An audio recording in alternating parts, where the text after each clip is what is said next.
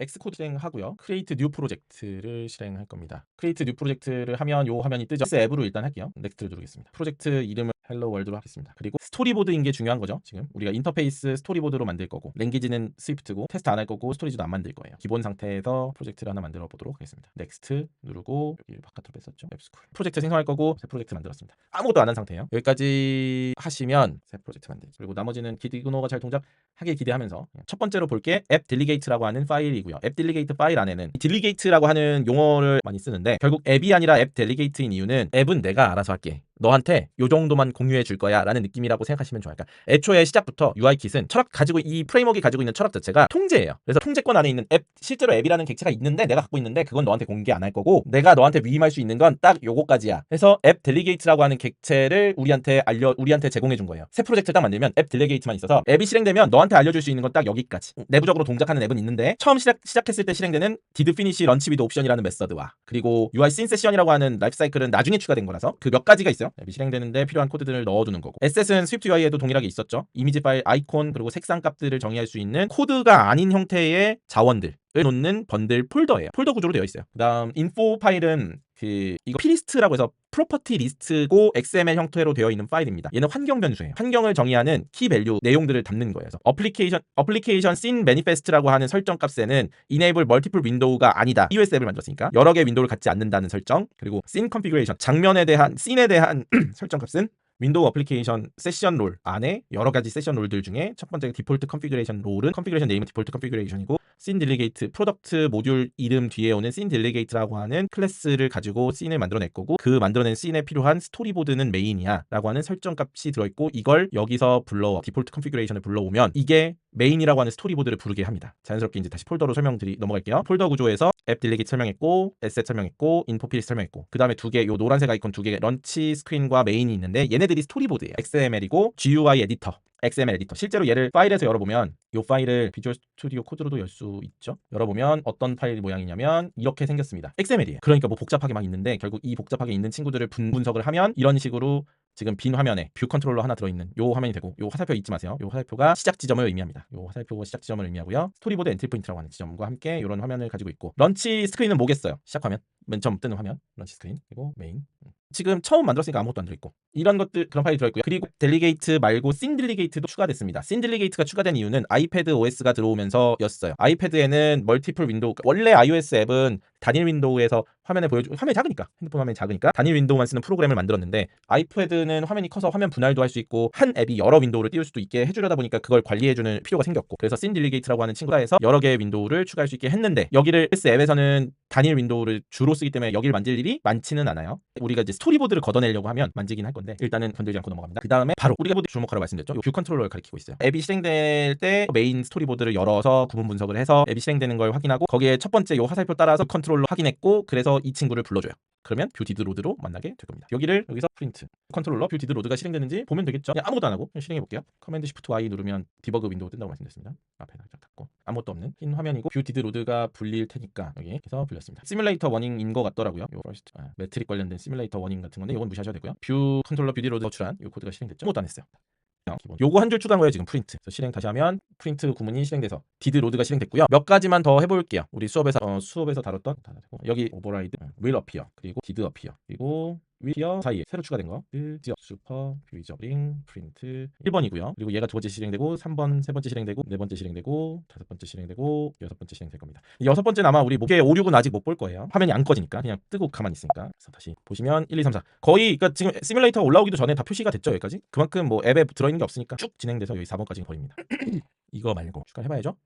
하는 게 뭐라고 그랬죠? 셋업 뷰예요. 이 친구는 셋업 UI라고 하는, 보통 일반적으로 셋업 UI를 구현을 해 두죠. 이 함수는 요 라이프 사이클 함수를, 보통 일반적으로 라이프 사이클 함수를 위에 오버라이드 함수를 먼저 배치해요. 셋업 UI를 아래 배치합니다. 셋업 UI에서 코드로 만들었어요. 지금 다른 거 아무것도 안 건드렸고 스토리보드로 생성한 뷰 컨트롤러지만, 스토리보드에서는 정작 뷰를 만지진 않았어요. 스토리 안 쓰려고 지금 하는 거고요. 코드에서 좀 간결하게 설명을 드리도록 하겠습니다. 이 셋업 UI라고 하는 함수는 라벨을 하나 생성해서 가운데다가 놓는 이거는 프레임 레이아웃 예시를 만들어줬죠. 이거는 프레임 레이아웃을 사용합니다. 오토 레이아웃 쓰는 게 아니에요. 아직 프레임 레이아웃이 전통적인 방법이라고 말씀드렸습니다. 이렇게 해서 일단 셋업까지 한번 해보면, 뷰 디드 로드에서 셋업으로 추하죠. 셋업에서도 셋업 7이 아닐 텐데 7로 합시다.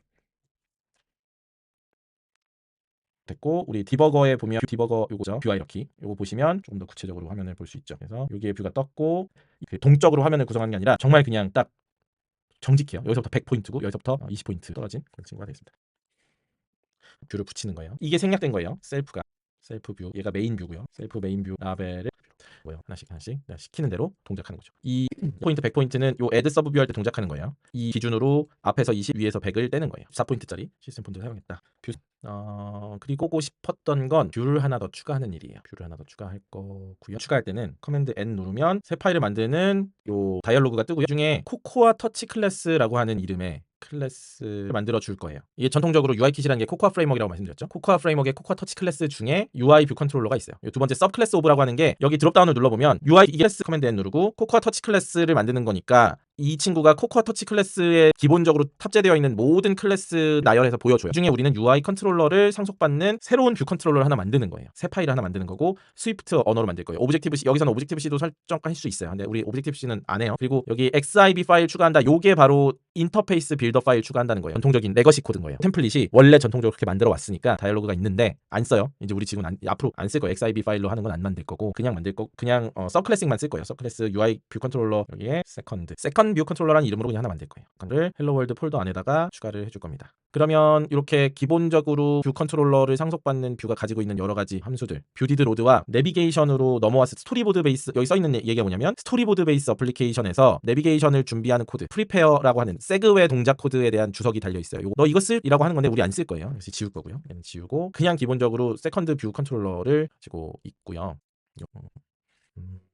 이렇게 합시다. 셋업 UI 하나 만들어 두고 셋업 UI 얘는 헬로 월드 말고 좀 들여쓰기가 좀 제가 변경했어요. 저는 수업을 하는데 글꼴도 키워놔가지고 들여쓰기가 4칸이면 너무 안으로 들어가서 이렇게 가로 스크롤이 많이 생기거든요. 그래서 2칸으로 들여쓰기 해놓고 그리고 루비가 2칸을 써요. 루비 러버 컨트롤러가 기본적으로 가지고 있는 프로퍼티 메인 뷰 그 프로퍼티의 백그라운드 컬러를 노란색으로 바꿔주는 코드고 세컨드 뷰 레이블을 붙여봅시다. 얘도 비슷한 위치에 봤던 거랑 동일한 배경만 노란색으로 해서 차이를 좀 명확하게 한 거고요. 그러면 여기서 버튼을 추가할 거예요. 버튼 고 세컨드 버튼 설정드린 거고 이것도 프레임 레이아웃으로 오토 레이아웃 아니라 전통적인 방법으로 하드 코딩된 위치 값을 가진 버튼을 만들었습니다. 셀렉터고요. 일단 셀렉터로 만들어준 걸로 합시다. 이렇게 하고 자 UI 킷 하면서 제일 첫 번째로 제일 많이 하는 실수가 뭔지 알아요? 요 애드 서브 뷰를 안 붙여서 저 버튼 만들었는데 화면에 버튼이 안 보여요. 애드 서브 뷰를 해야 보이는 거예요. 메인 뷰에다 붙여야지. 내가 한참 버튼 만들었다고 해서 보이는 게 아니라 결국은 요 애드 서브 뷰를 해야 그걸 또 잘못 붙이면 위치 값이 잘못돼 또 딴 데 갖다 붙으니까 요 놓치지 않도록 주의해 주시고 자 그럼 고 세컨드라고 하는 함수가 필요한데 세컨드는 이 코드는 잘못된 코드고 말고 일단 제가 만들게요. objc function second라고 하는 함수고요. 이 친구는 일단 세컨드